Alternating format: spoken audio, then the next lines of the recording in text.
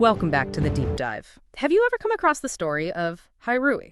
He was this really famous official in the Ming Dynasty, known for being just incredibly incorruptible. I mean, the stories are wild. Like, apparently he once bought just 2 caddies of meat, maybe a couple of pounds for his mother's birthday, and this became, like, major news in official circles. People were actually shocked he could even afford that.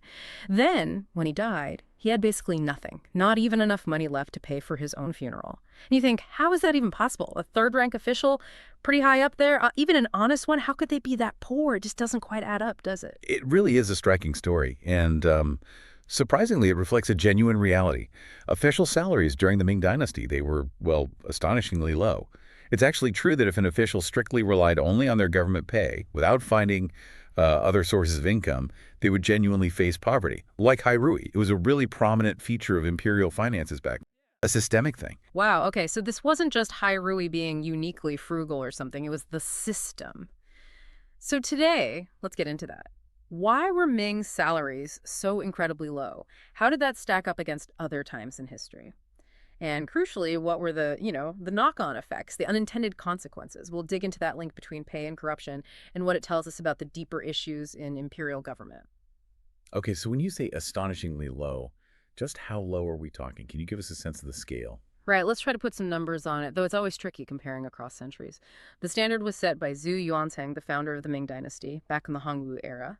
A top official, first rank, got about 1,044 dan of rice per year. Now, a dan is a measure of volume, but think of it as their basic unit of pay. To compare, go way back like 1,500 years before the Ming to the Han Dynasty. Their highest official, the prime minister equivalent, their salary was around 10,000 dan of grain a year. Wait, seriously, 10,000 versus barely over 1,000. So a top Ming official got something like a tenth of what their Han Dynasty counterpart got 15 centuries earlier. Yeah, roughly speaking, yes. It's a massive difference. That's not just low. That feels like a completely different philosophy about compensating officials. It really does. And what's maybe even more surprising is that this low standard set right at the beginning basically became locked in, an ancestral rule. So this incredibly low pay structure, it stuck around for hundreds of years, all through the Ming, and then it even carried over into the Qing dynasty that followed. And wasn't there another layer to it? Didn't they also have to cover a lot of their own job expenses out of that tiny salary? You've hit on a really crucial point there. Yes. In the Ming and Qing periods, a lot of the day-to-day running costs of government offices, things we'd think of as operational budgets today, actually fell on the officials personally. So when you factor that in, their real income drops even further. Think about being, say, a county magistrate in the mid-Ming. You absolutely needed a secretary, maybe more than one, to handle the paperwork, the administration. And historical records suggest that by that time, a decent secretary might command a salary of over 100 taels of silver a year. Okay. And the magistrate's own official salary. Somewhere around 45 to 80 taels annually. So you might have to pay your secretary more than your entire official income, and you're paying them out of your own pocket. That sounds completely unworkable. How could anyone possibly afford to be an honest official? How do they even end up with such a low standard? Well, there are a couple of big reasons looking at it financially. First, when Zhu Yuanzhang set the rates early in the Ming Dynasty, the general price level was quite low, and Zhu Yuanzhang himself came from extreme poverty. So he might have genuinely thought, okay, 1,044 dan, that's actually pretty decent, it's enough. Yeah. He likely saw it as fair, maybe even generous compared to his own background, and a way to curb extravagance. Right, but economies change, don't they? Prices go up. Exactly. What seemed adequate at the very start of a dynasty, maybe in the 1370s or 80s, quickly became insufficient as the economy evolved, living standards generally rose, and inflation took its toll over the decades and centuries. The second major factor was the state's revenue itself. The Ming government's income relied heavily on just two main taxes, primarily land and salt taxes. And frankly, the total revenue wasn't all that high relative to the size of the empire and the bureaucracy. So the pot of money available for salaries was limited. They had to keep a really tight lid on it, otherwise the treasury would just be empty. A tight budget constraint, basically. Okay, I can see how that might work. Maybe when the dynasty was just starting, fewer officials. But didn't the number of officials grow? It did, massively. That's another key part of the puzzle. Initially, the number was manageable. But the Ming emperors, especially later on, wanted to broaden their base of support and control. So they significantly increased the quotas for the imperial examinations, the system for recruiting officials. This created a huge explosion in the number of actual bureaucrats holding positions and also the number of qualified people waiting for positions, far more than in earlier dynasties. Ah, so the same limited pot of money for salaries now had to be stretched across many, many more people. Precisely. When the total salary budget stays more or less fixed, but you double or triple the number of people getting paid from it, Hmm. well, each individual's share inevitably becomes very, very small. Okay, so let's paint the picture. Officials get incredibly low pay. They have to cover their own office costs, maybe even pay staff out of pocket. It seems almost inevitable they'd have to find other ways to make money. Absolutely inevitable for most. When your official pay isn't even enough to live on properly, let alone maintain the dignity of your office, you will look for other sources of income. And what did that look like in practice? Where did the extra money come from? Well, one very common method involved taxes. When officials collected the land tax from the population, they'd often add on extra fees. Now, you couldn't just blatantly demand more money, usually. You needed a justification, however thin. A really widespread one was called huao, which literally translates to something like fire consumption or meltage fee. Meltage fee, what's that? The official explanation was that when they collected taxes paid in silver, the silver was often in small, broken pieces of varying purity. This had to be melted down and recast into standard silver ingots for the treasury. And supposedly, a tiny amount of silver would be last vaporized or stuck to the crucible in this melting process. So huhao was meant to cover that loss. Okay, that sounds slightly plausible, I guess, at least as an excuse. Exactly. It started as a seemingly practical charge, but it quickly became a standard way to just add a percentage surcharge onto the tax, generating extra income for the local administration and the officials themselves. So it was a kind of accepted unofficial tax. Were there other things like that, these gray Oh, areas? yes, definitely. Beyond huahao, you had all sorts of other practices. Officials and even their clerks and runners, the lower-level staff, would often receive, let's call them customary fees or gifts from people when dealing with official business, like registering a deed or settling a minor dispute. Sometimes people would offer these proactively, just to smooth the way. And then you had gifts flowing upwards, too. Local officials giving gifts to their superiors to stay in their good graces. These things became known by terms like lugi, meaning unwritten rules, and shangli, which is like usual practices or customary regulation. Unwritten rules and usual practices. That language itself tells you a lot, doesn't it? It normalizes it, makes it sound routine, not corrupt. Precisely. It creates this huge ambiguity. If everyone is doing it, if it's just the usual practice, where do you draw the line? Yeah, how do you distinguish between an official collecting a legitimate customary fee, something everyone expects, and engaging in outright bribery or extortion? Was there any clear standard? That's the core problem. Hmm. There wasn't a clear, universally accepted standard. It was incredibly blurry.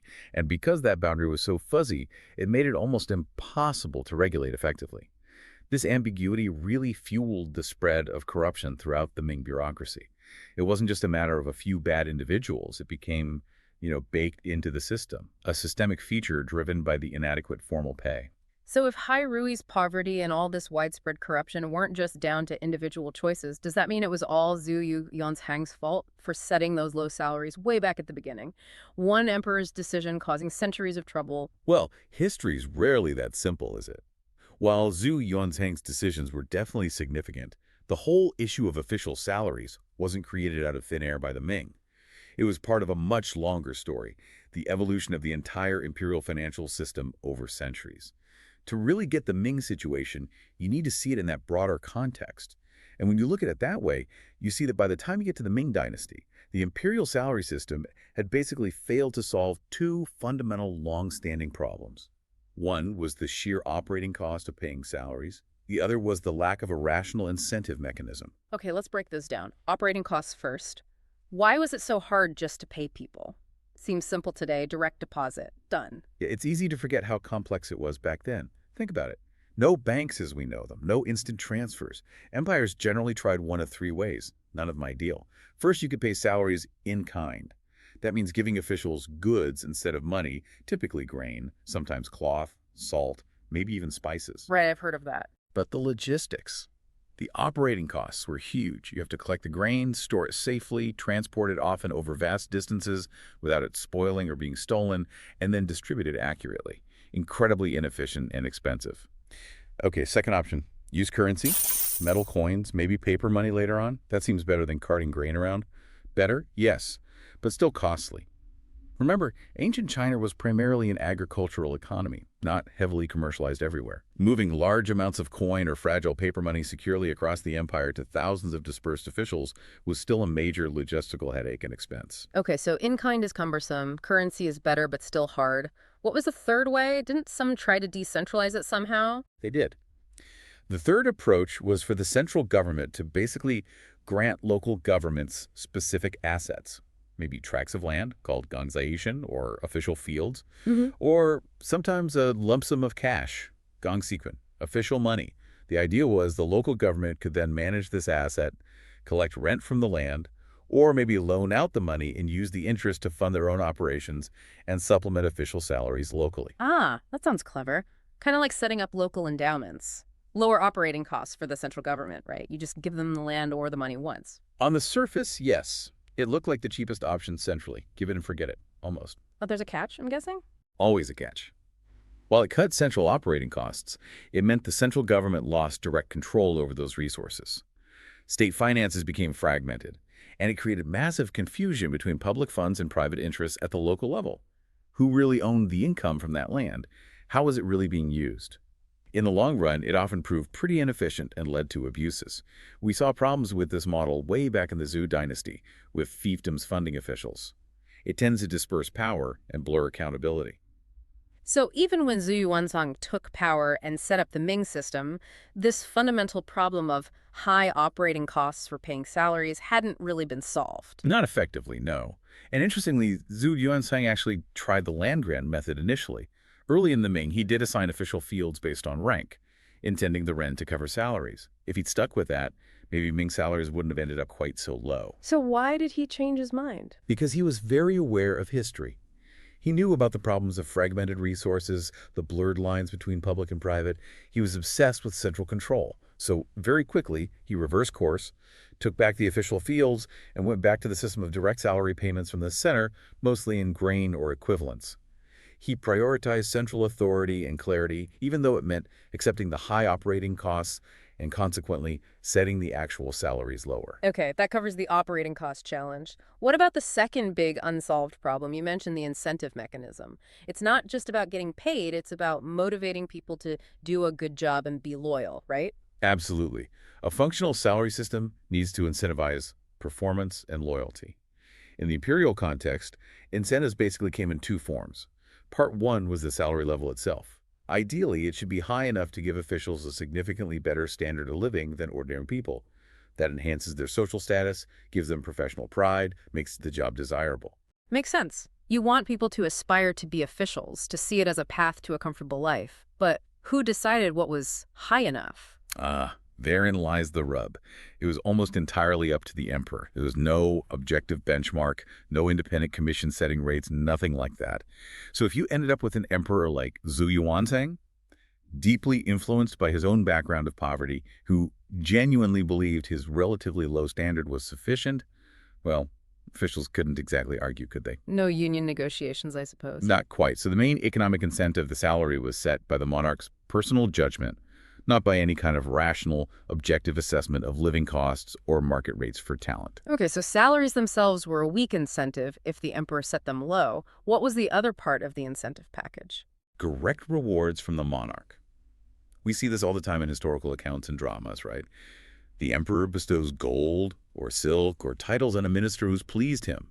This is a very real tool. Especially in some periods like the Song Dynasty, emperors often used their personal treasury funds to give generous rewards, partly to compete for the loyalty of scholars and officials against rival states. In some cases, these rewards could actually add up to as much as, or even more than, the official's formal salary. Wow, so potentially a huge supplement, but I'm Yeah. guessing no real system to it, just whenever the emperor felt like it. Exactly. Still no objective standard. Even if you were lucky enough to serve a generous emperor, their rewards could be totally unpredictable. They might reward something today, but not tomorrow. It could depend on their mood, court politics, immediate needs. The incentive effect was erratic and unreliable. You couldn't build a career plan around maybe getting a big bonus. So by the time we get to the Ming, it's pretty clear that the imperial salary system, in terms of incentives, lacked rationality and standards. It just wasn't designed as a reliable mechanism to motivate officials consistently. Okay, so we have these deep, long-standing issues, Mhm. really high costs just to deliver salaries, and a totally arbitrary monarch-dependent system for deciding how much people got paid and rewarded. How did these factors play out specifically in the Ming Dynasty to create that extreme situation for someone like Hai Rui? Well, you had the convergence of all these factors. The high operating costs pushed towards lower nominal salaries if the center wanted to pay directly, which Zhu Yuanzhang insisted on. Then you had Zhu Yuanzhang's personal background, leading him to set that initial low benchmark. And you had the lack of any objective standard or mechanism to adjust salaries realistically over time as costs rose and the bureaucracy ballooned. All this created the perfect storm for extremely low official pay. And that environment, as we discussed, provided incredibly fertile ground for those informal funding systems, the fire consumption, the usual practices to fill the gap. Because the formal system was so inadequate, these ambiguous, unofficial, and ultimately corrupting practices became almost necessary for the government to function at all, blurring the lines completely. It sounds like a system almost designed to fail, or at least designed to encourage rule bending. Did anyone ever try to fix it? Did the Qing dynasty, which followed the Ming, find a better way? They certainly tried to address it. Emperor Yongzheng, in the early 18th century Qing dynasty, launched a major reform. It was called Huahao Gugong, which basically translates to return meltage fees to public coffers or make fire consumption public. He recognized the problem of low pay and weak incentives. His approach was quite pragmatic. He essentially decided to legalize the huahao or meltage fee. He allowed local officials to collect it openly but under regulation. Then a significant portion of that collected money was officially designated to supplement official salaries, and this supplement was given a specific name, Yanglianyan. Yanglianyan, what does that mean? It means silver to nourish integrity, or integrity-maintaining silver. Integrity-maintaining silver, that's quite a name. Very direct. Yeah. Do you make a real difference to their income? Oh, a huge difference. The amount of integrity-maintaining silver an official received was often substantial. Typically, it might be 10 or 20 times their formal base salary. In some provinces or positions, it could even be over 100 times the official salary. So yes, it dramatically boosted their actual take-home pay. Okay, 10 to 100 times more. That sounds like it solved the problem then, right? Officials finally had a livable, even comfortable income. They wouldn't need to be corrupt anymore. Well, it certainly addressed the problem of salaries being too low to live on. It made it possible for officials to maintain their households and office expenses without resorting to clearly illicit activities. But can we call it a fundamentally good system? Probably not. Because it still didn't fix that underlying basic issue, the complete lack of a clear, rational standard for what an official should be paid. How much income is actually needed for a decent life? How much is needed to properly incentivize efficient and honest work? The Yongzheng reform didn't, and perhaps couldn't, answer that question definitively within the imperial framework. It papered over the cracks, but it still revealed that deep flaw in the whole imperial system, as it had developed by the Ming and Qing times. You see, a truly robust system needs to be rational, predictable, orderly, and operate. Well, this has been fascinating. And if you're still interested in the glorious Tang Dynasty, you can take a look at my 4-hour video about. If you found this discussion useful, maybe learned something new, definitely hit that subscribe button. We do these deep dives regularly, exploring valuable ideas. We appreciate you tuning in. Yeah, thanks for joining us.